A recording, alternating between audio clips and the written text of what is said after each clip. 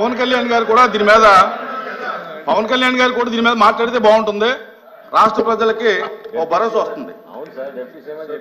Sir thank you అధ్యక్ష. ముఖ్యంగా Visakha steel ప్లాంట్కి సంబంధించి అధ్యక్ష, ఇది ఒక పార్టీకి సంబంధించో లేదంటే కొద్దిమంది ఒక ప్రాంతానికి సంబంధించి మొత్తం రాష్ట్రానికి సంబంధించింది. చాలాసార్లు పదే నేను అనేక సందర్భాల్లో కూడా చెప్పాను అధ్యక్ష. ఇది చాలా భావోద్వేగం, చాలా త్యాగాల మధ్య నడుమున వచ్చిన స్టీల్ ప్లాంట్ అధ్యక్ష.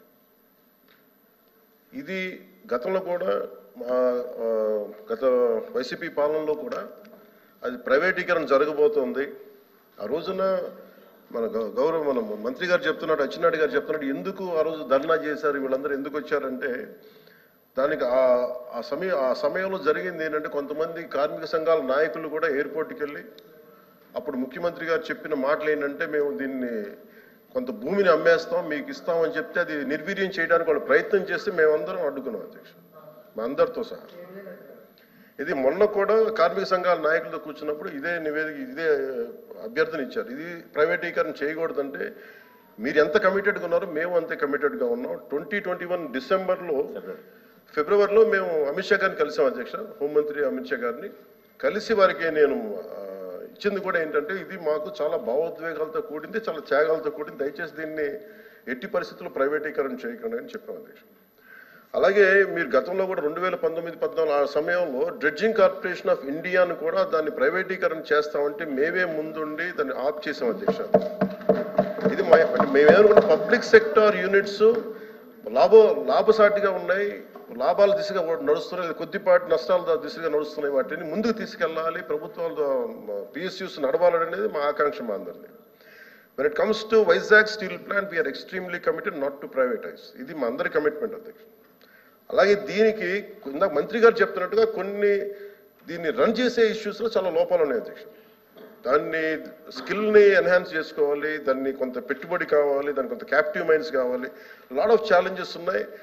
ప్రతిసారి నేను కార్మిక సంఘాలతో కూడా ప్రత్యేకించి ఈ మధ్యన ఒక 4 రోజుల క్రితం కూడా మాట్లాడడం జరిగింది అధ్యక్ష. వాళ్ళు కూర్చోబెట్టి దానికి సంబంధించి మీరు ఒక సమగ్రమైన ఒక కార్యాచరణ ఇవ్వండి మాకు, మీరు వస్తే నేను కేంద్ర ప్రభుత్వం ప్రత్యేకించి నేను కూడా నాకు సంబంధించి నేను కూడా తీసుకెళ్తాను తెలియజేస్తాను అధ్యక్ష. So we are extremely committed not to private this.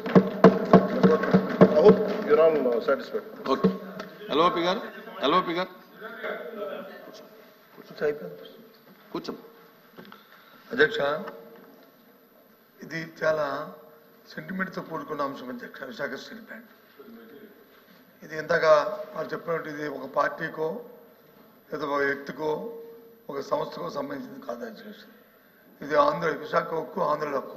ఉమ్మడి రాష్ట్రంలో ఉన్న ఆంధ్రుల తాలూకు హక్కు అధ్యక్ష. 32 మంది ప్రాణత్యాగాలతో అయింది. ఇందాక మంత్రులు మాట్లాడుతున్నప్పుడు 1-2 విషయాన్ని వారు చెప్పడం జరిగింది. భూములు అమ్మేస్తున్నారు, అప్పుడు ముఖ్యమంత్రి గారు తీసేద్దారు. దానికి కావాల్సిన నిధులు సేకరించుకోవడానికి ఆ రోజు చెప్తున్న ప్రయత్నాలు అధ్యక్ష. ఈ 6 నెలల కాలంలో విశాఖ స్టీల్ ప్లాంట్ భూముల్ని 2 దఫాలుగా ఉన్న కొన్ని పీసుల్ని ఇప్పటికే ఆప్షన్లోకి నోటిఫికేషన్ ఇచ్చిన సందర్భాన్ని కూడా ఒకసారి గుర్తు చేస్తాను అధ్యక్ష. దాన్ని మేము వ్యతిరేకించమా? ఇది కాదు, ఇది డే టు డే యాక్టివిటీలో భాగం అధ్యక్ష. ఆ సందర్భంలో మాట్లాడిన దాన్ని రాజకీయాల్లో కూర్చోపించడం కరెక్ట్ కాదు అధ్యక్ష. ఏమైనప్పటికీ కూడా ఇది పూర్తిగా కూడా దీన్ని ప్రైవేటైజ్ చేయకుండా ఉంచాలి అధ్యక్ష.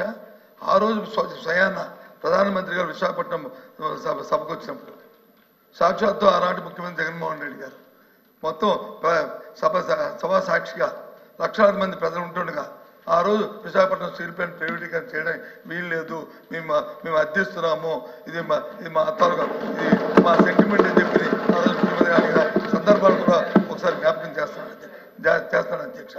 ఎందుకంటే ఇది అన్ని పార్టీల తాలూకు కమిట్మెంట్ వాళ్ళు తప్ప ఇది ఏ ఒక్కరితోనో అవుతుంది అనుకుంటే మాత్రం పొరపాటు అధ్యక్ష.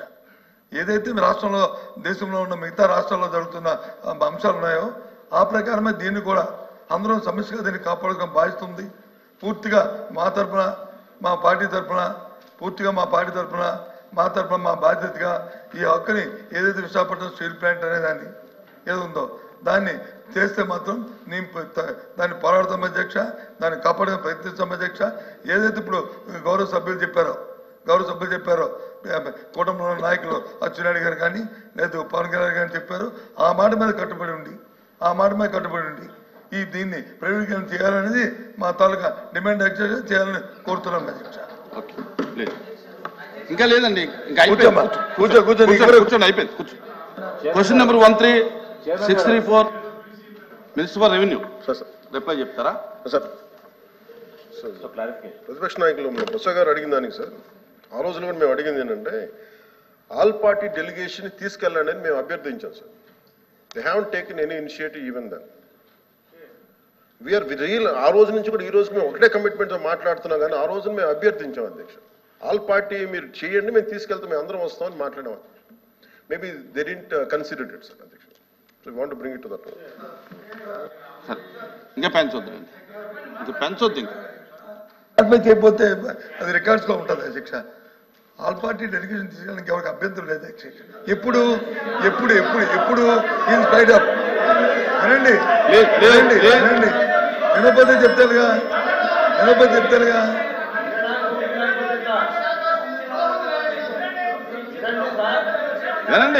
వినండి దయచేసి వినండి.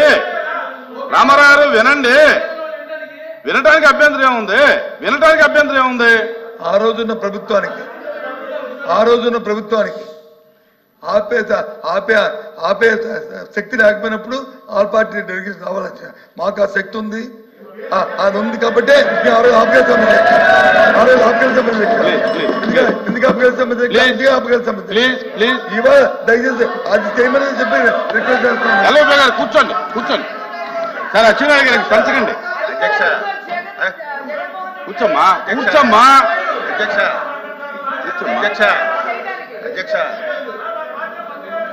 ఆ రోజు కనుక నిజంగా మనసు త్రికరణ